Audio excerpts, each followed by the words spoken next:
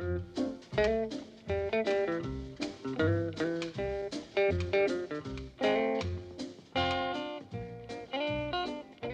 told Jethro to do that. I know you did, Granny, but Cut me a hickory stick. I'll learn him to shirk his chores. Granny, he done all the other work you give him. Then I'll give him some more. Where is he? Well, he was feeling kind of restless, so he took a little trip into town. Well, when he gets back, he's going to take a little trip to the woodshed. Now, Granny, it ain't that bad. If a little drive down to the drugstore will get the birds out of his britches, what's the harm? 'Cause he's turning into a drugstore dude, that's the harm. Laid in bed till 6 o'clock this morning. I don't hardly think that makes him a drugstore dude. Hanging around the drugstore does. What's he want there anyway? Well, just between us, I think he's hoping to meet up with some members of the opposite sex. Jethro, he don't even know what sex he's opposite. Oh, I reckon he does. If he had more chores to do, he wouldn't have time to think about girls. Oh, I reckon he would. Whose side you on? Now, Granny, a boy has got to do a certain amount of girl watching. Once he gets it out of his system, he's ready to come back and pitch in. Who's that? I don't know, but he sure is in an awful hurry. It's Jethro. Ain't she a beauty? Wait till a girl see me driving around in this. Where'd you get it? I got it at what you call a used car lot. Salesman says it's a real girl trap. What'd you do with the truck? I traded it for this. What? You traded your ma's fine big truck for this little squash down thing? Uncle Jed, this here is a $7,000 imported sports car. How much I give you to boot? They didn't give me nothing. I owe them $7,000. With the truck? Oh, heck no, I forgot. With the truck, I owe them $7,025. Why, that don't make sense. Oh, yes, it does. The 25 is what they charge to haul the truck away. Jethro, how could you make a deal like that? Well, it wasn't easy. I had to do some tall dickering. Well, if you think I'm going to pay $7,000... Hey, now, hold on, Uncle Jed. I'm going to pay for this car myself. How? Well, that's where my education pays off. They let me figure out my own financing plan. All I got to do is pay $4 a week. For how long? Till 68. Why, that's 2 years. Oh, Granny, till I'm 68. Jethro, you take this thing back where you got it and fetch home the truck. Oh, Uncle Jed, girls don't go for that truck. But with this baby, I can get me some action. You get out to the woodshed. I'll give you some action. Get out. Granny, I mean some swinging action. I want to be where things are jumping. Don't you worry. I'll be swinging and you'll be jumping. Now get out. Boy, you better get underway before you and the truck both gets hauled away. Oh, gee, y'all treat me like I'm a kid. I'm a graduate of the 6th grade.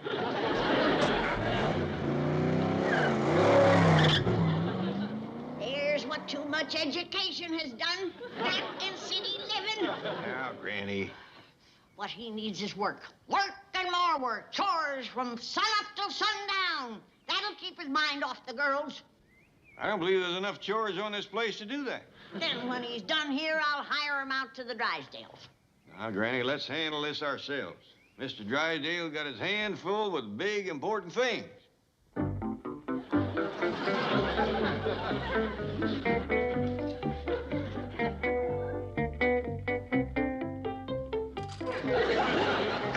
Excuse me, Chief. Here are your files on the Mammoth Picture Studios. What for? Why, you're meeting with Mr. Chapman. I don't need those. All I'm going to do is fire him. Why? 2 months ago, he brought an actress over here from Sweden and put her under contract for $10,000 a week. Oh, yes, Ulla Bergstrom. I found out she'd never made a movie in her life. No, but she was the sensation of Europe in Chekhov's play, The Cherry Orchard. And she's done some other fabulous things. Well, she's doing one right now, sitting up there at the studio, collecting $10,000 a week for nothing. Well, Chief, it's her first picture, and they just haven't been able to find the right script for her. Well, I've got it right here. It's called A One-Way Ticket to Sweden. On a tanker? We're through squandering money on that Swedish meatball. 8 weeks at $10,000 a week. Oh, wait till I get my hands on Chapman. Chief, he's making movies, not packing crates. He's dealing with sensitive, creative artists. You can't turn out dreams on an assembly line. Only it's time someone started running the movie business like a business. Miss Hathaway? Oh, come Mr. Chapman, and sit down. Stay on your feet. This won't take long. Now, I understand you've had trouble finding something for your Swedish star to do. That's right. Well, I've come up with something that's perfect. It has travel, adventure. Sounds like just a ticket. Exactly. Now, you No, just... wait. You can tell her about it yourself. I brought her along. Come in, Miss Bergstrom.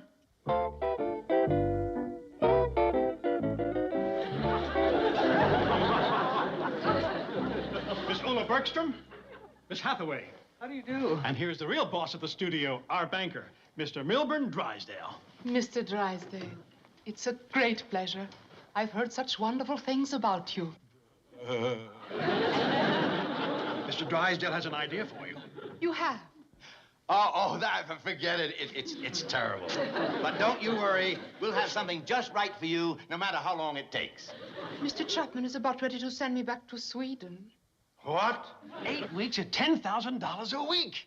Larry, we're making movies, not packing crates. We're dealing with sensitive, creative artists.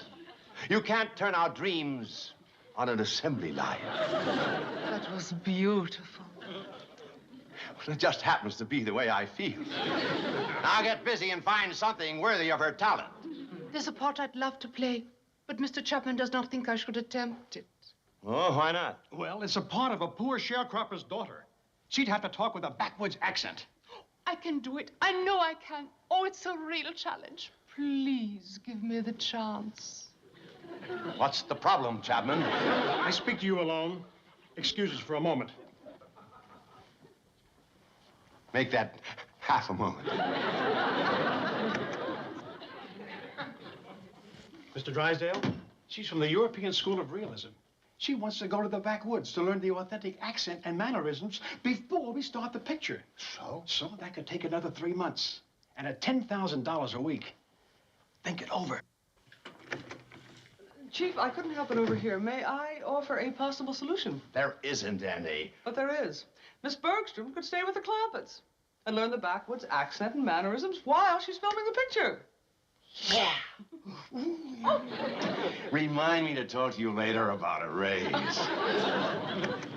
Well, I've solved the problem. You have? Yes, I figured out a way you can play the part without delaying the picture 1 day. Oh. You're a genius. Oh, no, I'm not. Oh, yes, you are. Oh, no, I'm not. But you are. No. Milburn, you really are. Let her talk me into it.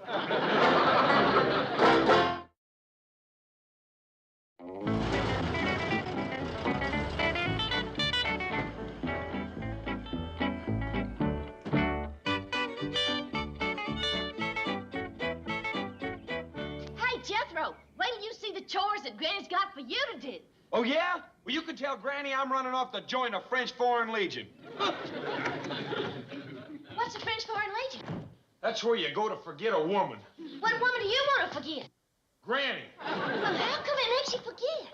Because you're out in the middle of the desert, fighting and marching and getting tromped on by camels, and dying of thirst in the burning sand whilst the sun scorches you to a cinder. Why come you'd want to go to a place like that? Like I told you, to join the French Foreign Legion. But it sounds awful. Ellie, I don't make the weather in France. Dumb old girl. Ellie, was that Jethro we heard? Well, yes, sir, Paul. Where is he? I got some chores wrote down for him. Well, he says he ain't gonna do no more chores, Granny. Says he's running off. What? Cut me a hickory stick. I'm gonna smoke his hops Now, until... Granny, we don't want to be in the midst of a family ruckus just when that poor little Bergstrom girl gets here. Well, is she just awful, poor old Paul? Well, I kind of figure she must be, Ellie. Otherwise, Mr. Drysdale wouldn't have asked us to put her up. I wonder why he ain't putting her up at his place. Well, probably because we've been through just what she's facing, being strangers in Beverly Hills. And that's a miserable feeling. Even worse for her. She's from a foreign nation. Yeah. A place called Sweden.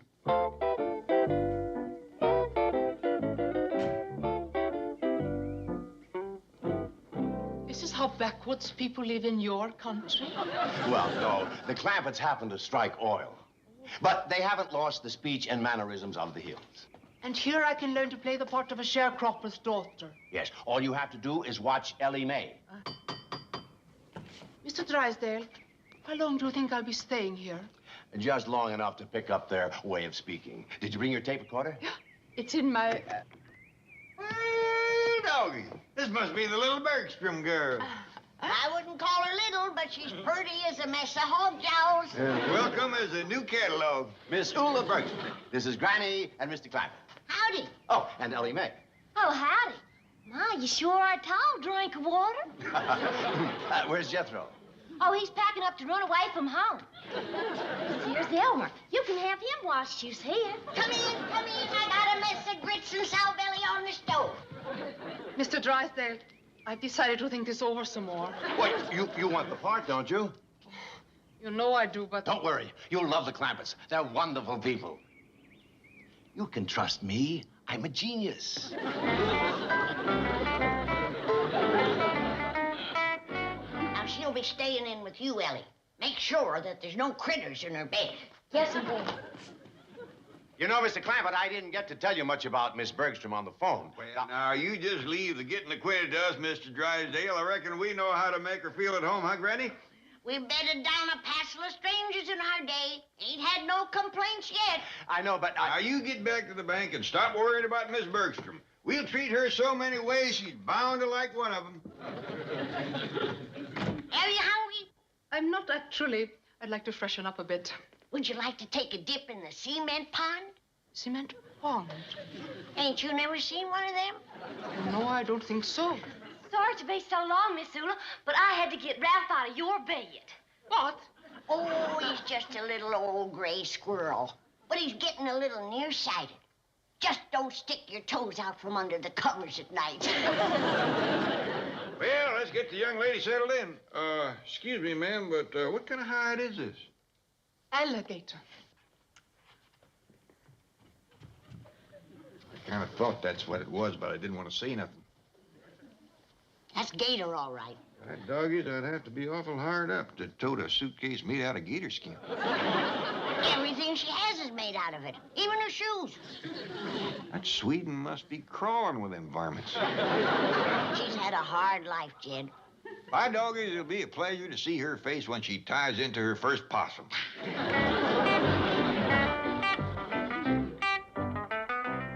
Bye, Uncle Jed.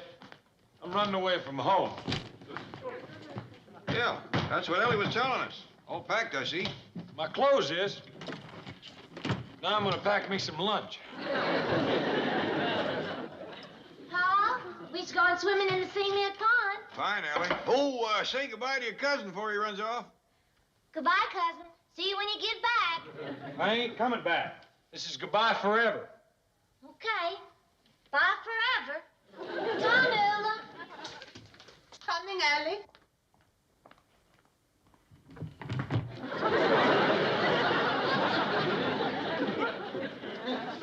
Jed? Who was that? Oh, ain't you met her? That's the girl that's moving in with us.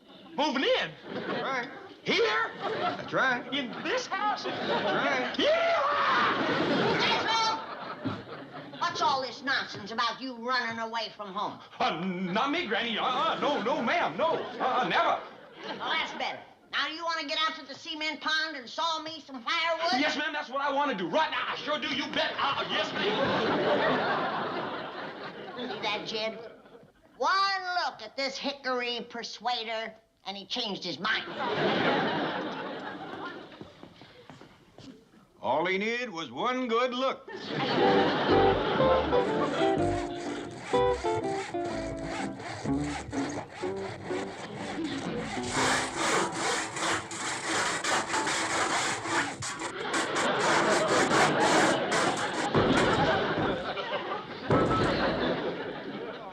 Got it!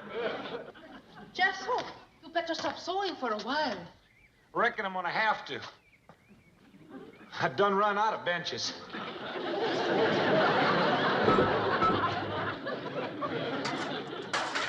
I've run out of saws, too.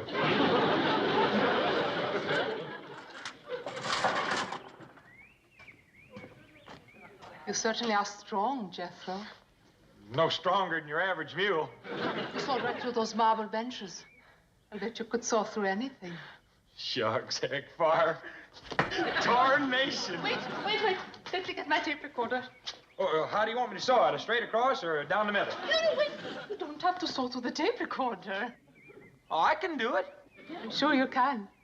I can see you're very strong. You know something? I'm smarter than I am strong. Are you? Yes, ma'am. I'll cipher something for you. Let's see.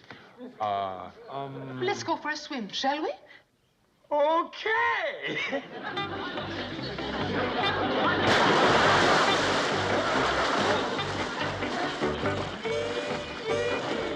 Fall in. I'll cipher for you once I'm swimming.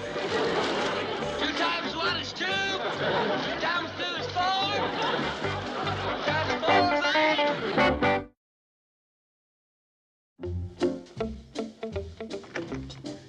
Well, did you have a good swim? Well, just laughing, Paul. How about you, Miss Ula? Just larping. Oh, good, good. Did Jethro saw up all the wood I told him to? Wore out 3 saws. Now he's fixing all the marble benches. Didn't even have to tell him to do that. Come on, Ula. Well, just a minute, Ellie. Granny and me want to have a little talk with Miss Ula. She'll be along directly. Well, yes, sir, Paul. See you in a bit, Ula. Well, sit down. Would you like a cup of coffee? Thank you.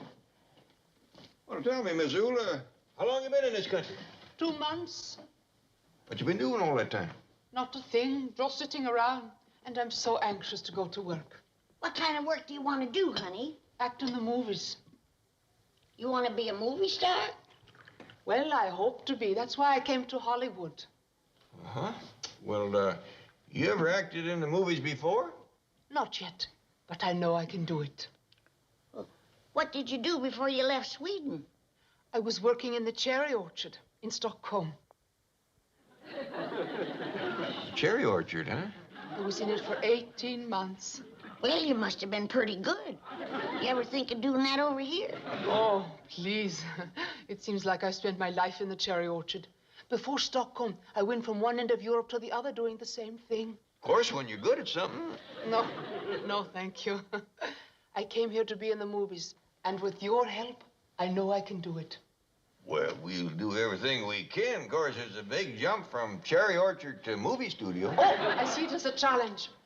I'm going to show Hollywood that a Swedish girl can be a sharecropper's daughter and make good. Sharecropper's daughter. Well, we know she was hard up. But now I see how she could eat so poor and yet look so good. What you mean? Well, she probably got all the cherries she could eat. Jed, that girl ought to stick to cherry picking. Sure got to reach for it, all right. How could she pick for 18 months in one orchard? Well, I reckon part of the time she was pruning and cultivating. Well, if she can do all that, what in tarnation does she want with the movies? Search me. According to Mr. Drysdale, girls flock to Hollywood like ants to a picnic. And according to Miss Jane, most of them never get past the studio gates. Just end up with their hearts broke. Sure would hate to see that happen to Miss Ula. Well, she can always go back to cherry picking. Even at best, it's kind of a seasonal work, even with the pruning and the cultivating. Besides, I ain't seen one single cherry orchard in Beverly Hills. Miss Ula forgot her pocketbook. Where is she, Uncle Jed? Where is that sweet woman? I'm right here, boy. And I got plenty more for you to do. Huh?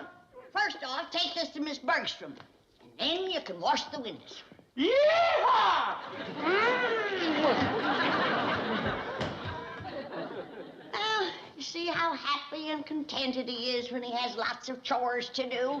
I never seen him so happy to wash the windows. And after that, I'm gonna have him sharpen all of my kitchen knives. Ready? I got a notion. What you mean? I'm gonna call up Mr. Chapman over to my movie studio and ask him to drop over and take a look at Miss Ula.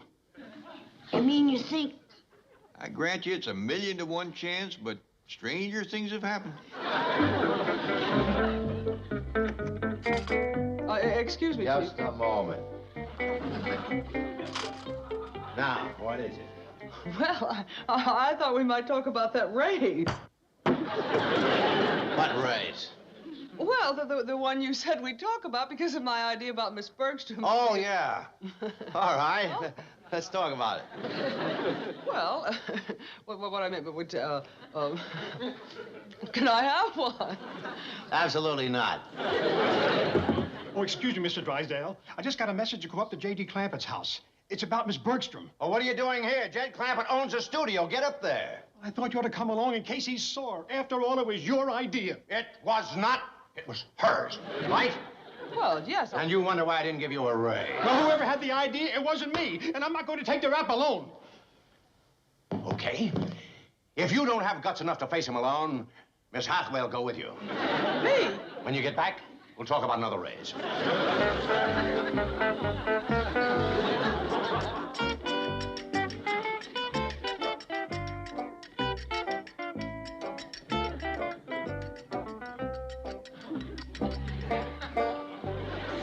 Oh, gee.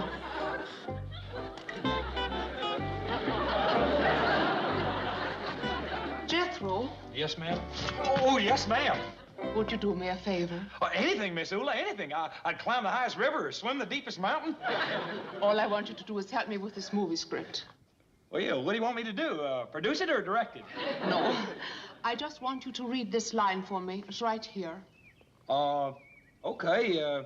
I have got a powerful hankering for you, mister. Can't you read? Yes. Now say the line without reading it. Okay.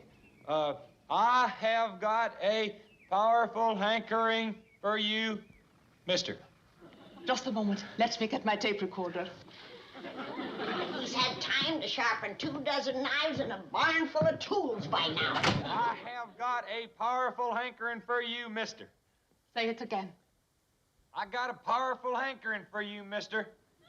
I told Jed that boy didn't know what sex he was opposite. Well, boy, how you doing with Granny's knives, did you? Uh-oh. Looks like you wasn't paying attention. Oh, yes, I was. I never took my eyes off of her. Well, I can't say as I blame you. But you better get down to the hardware store, quick. Oh, yes, sir.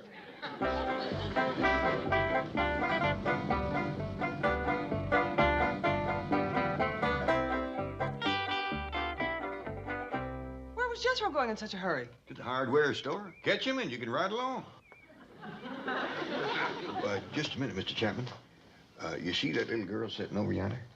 Oh, yes, sir? Well, she is a sharecropper's daughter out of Sweden. Her name is Ulla Bergstrom.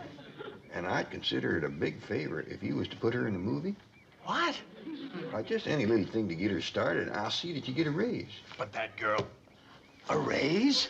Dandy big one. How about it? It's a deal. Excuse me. Miss Bergstrom, my name is Chapman. Come along with me. Where are we going? To the studio. You're going to be in the movies. Mr. That's Chapman. all right, Mr. Willie. You go along with him. Make us proud of you now. She will. But, Mr. Chapman, I don't understand. What is going on? Jed, where's Miss Ula going? She's going to the studio to be in movies. That's sweet of you, Jed. I hope she gets to be a star. Me too, Granny, but just in case, let's plant us a cherry orchard out back.